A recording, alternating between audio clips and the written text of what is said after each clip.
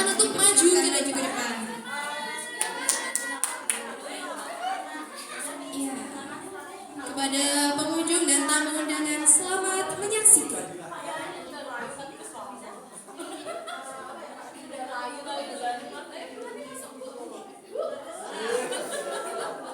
Selamat siang semuanya. Semangat pagi. Wah, kurang kompak. Semangat pagi. Pagi. Luar biasa, istimewa. Oke. Ya.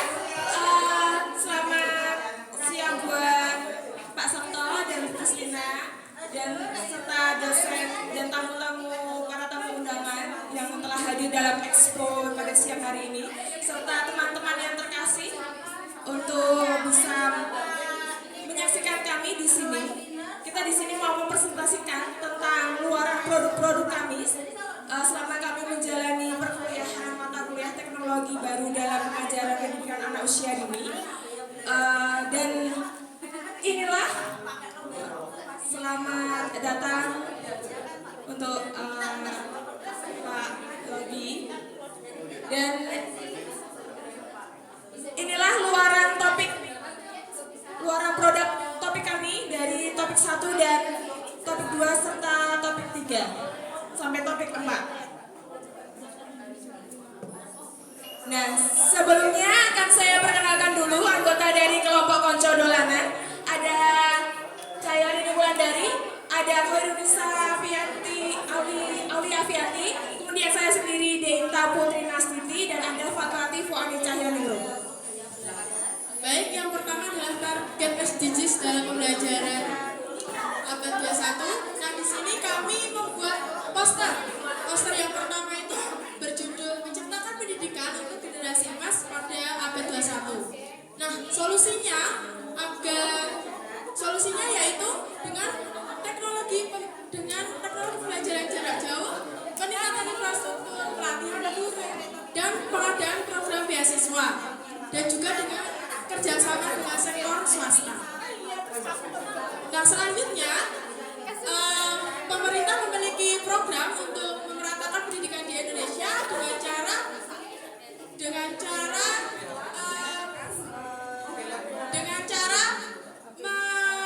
memberdayakan guru untuk di daerah 3T, yaitu terdepan, terluar, dan tertinggal.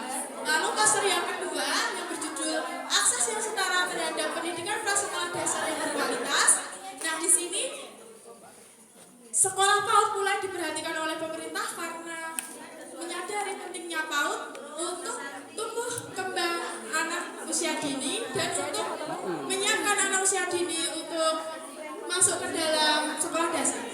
Baik, selanjutnya seperti yang kita ketahui bahwa media pembelajaran merupakan salah satu komponen kegiatan pembelajaran yang juga dapat mempengaruhi tercapainya tujuan pembelajaran tersebut. Nah, oleh karena itu guru dalam menyiapkan dan memilih media pembelajaran harus mempertimbangkan beberapa hal seperti karakteristik siswa ataupun hal-hal lain yang perlu dipertimbangkan. Oleh karena itu pada topik 2 ini kami menganalisis podcast sebagai media pembelajaran dengan menggunakan SWOT, yaitu dengan menganalisis kelebihan, menganalisis kekurangan, menganalisis peluang dan juga tantangan dan ketantangan.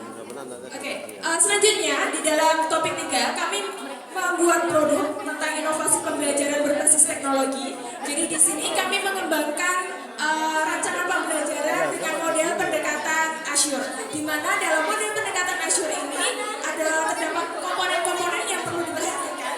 Ada menganalisa karakteristik peserta didik, kemudian menentukan tujuan pembelajaran, lalu yang ketiga adalah menentukan strategi, metode, dan model pembelajaran yang akan dilakukan oleh guru.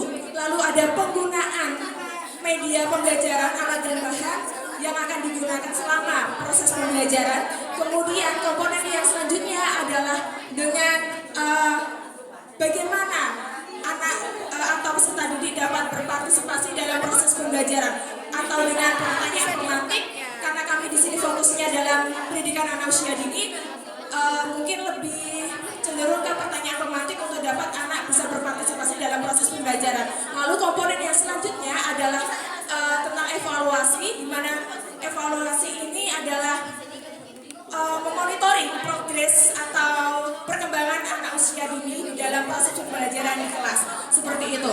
Nah, rancangan pembelajaran yang kami buat ini menjadi modul ajar. Kami memberikan tema di dalam modul ajar ini adalah budaya Jawa. Lalu dengan topik pembelajarannya adalah permainan tradisional Jawa. Jadi dari modul ajar itu tidak hanya dirancang secara tertulis lalu diberikan secara tatap muka di kelas, tetapi kami kembangkan lebih jauh menggunakan pembelajaran jarak jauh, pengembangan dari sisal. Jadi luaran topik 4 dari perkuliahan kami adalah pengembangan dari LMS. Kenapa kami menggunakan sisal? Karena sisal mudah untuk dinavigasikan atau digunakan baik guru, orang tua maupun peserta didik itu sendiri. Lalu juga sisal ini lebih interaktif karena di dalam sisal peserta didik dapat memberikan respon berupa video, kemudian suara, teks ataupun gambar.